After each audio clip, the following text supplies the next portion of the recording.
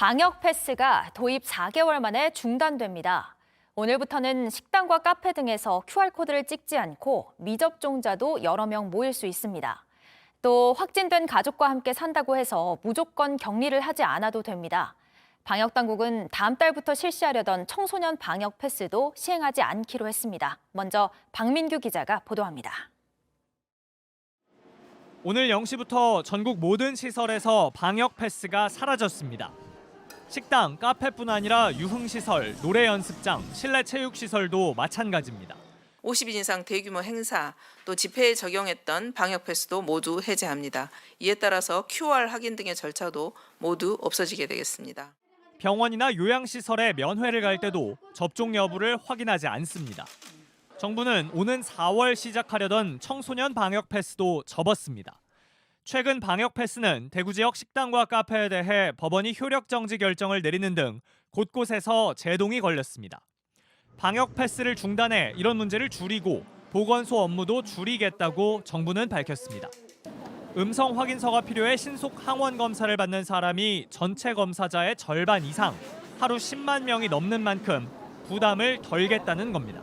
음성 확인서 발급 업무 등에 투입됐던 보건소 인력들은 고위험군에 대한 신속한 검사 그리고 재택치료 관리에 앞으로 음성 확인서가 필요하면 보건소가 아닌 동네 병원에서 받아야 합니다.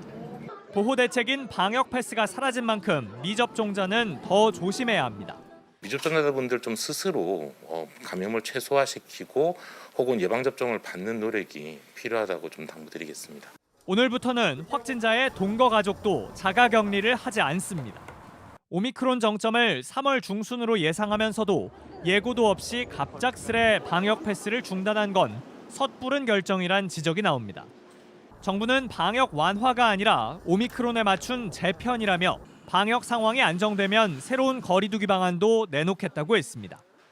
JTBC 박민규입니다. 정부는 대통령 선거 당일인 3월 9일엔 확진자가 23만 명까지 나올 걸로 봤습니다. 그렇다면 지금도 한창 확산세에 있다는 얘기인데 이 시점에 이렇게 방역 정책을 완화하는 게 과연 맞는 건지 우려의 목소리가 나옵니다. 계속해서 유한울 기자입니다. 정부는 지난주 대구지법의 방역 패스 효력 정지 결정을 놓고 이렇게 말했습니다. 가장 위험도가 높은 지역이 사실 식당, 카페가 되겠습니다. 그렇기 때문에 전국적으로 중단할 계획은 없다는 말씀을 드립니다. 그런데 불과 나흘 만에 입장이 바뀌었습니다. 법원 판결에 따라서 지금 지역적 혼선이 발생하고 있기도 하고 언론이나 정치권 등에서도 계속적으로 방역 패스의 필요성에 대해서 논란이 제기돼서 논란이 불거질 때마다 강조해왔던 미접종자 보호 그리고 3차 접종도 사실상 개인의 몫으로 돌렸습니다. 특히 청장년층의 3차 접종률에 대한 유인책이 떨어질 수는 있다고 생각합니다. 3차 접종은 필요한 상황이기 때문에 3차 접종까지는 마무리를 해주시기를. 당국이 드는 이유는 오미크론의 낮은 중증화율과 치명률입니다.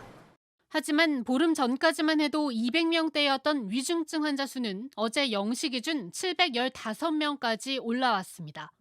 사망자도 역대 최다인 114명을 기록했습니다.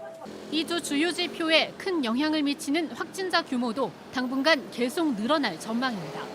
3월 9일 일일 확진자가 23만여 명 이상, 그리고 재원 중인 중환자는 1,200명 이상으로 증가할 것으로 전망하였습니다. 확산세에 걸맞은 의료 역량을 갖췄는지에 대해서도 걱정하는 목소리가 많습니다.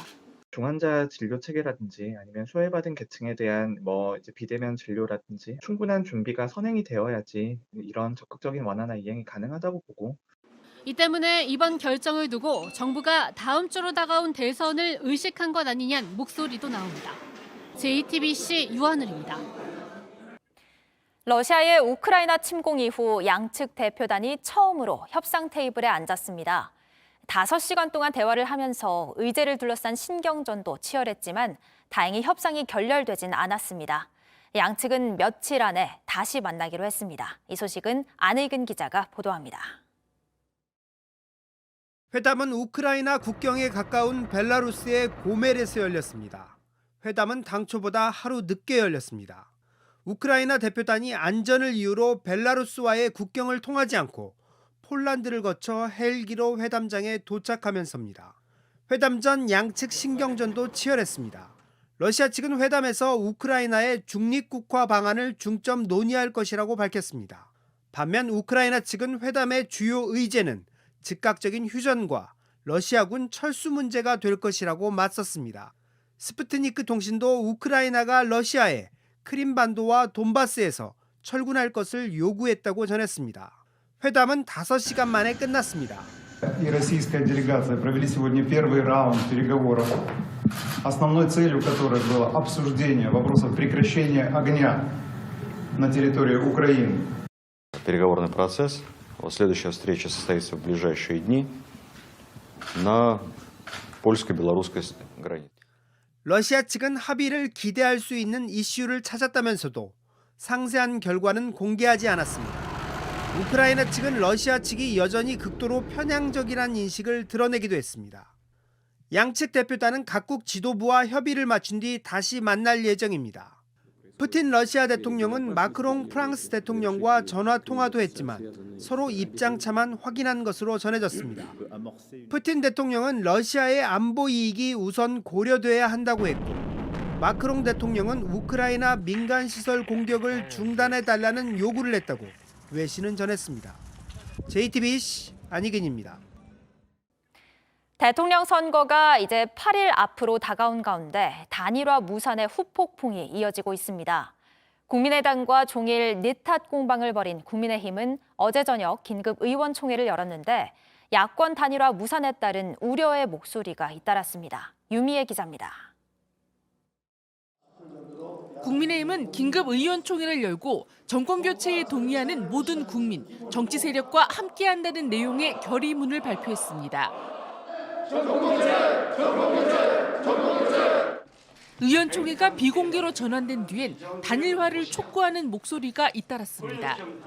윤영석 의원은 안철수 후보에게 제시할 수 있는 모든 안을 제시해야 한다고 했고, 윤상현 의원은 임기 말 문재인 대통령의 지지율이 40%대를 웃도는 점을 거론하며 단일화 필요성을 재차 강조했습니다.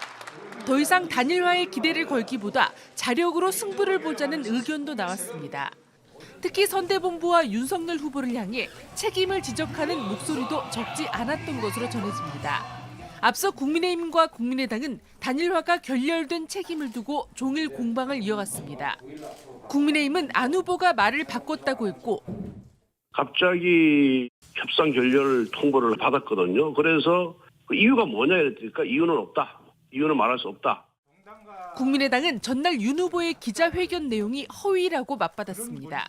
안철수 후보님이 이중 플레이를 하고 있다는 그런 느낌의 이미지를 만들어내려고 일방적으로 작성하고 그걸 공개했습니다.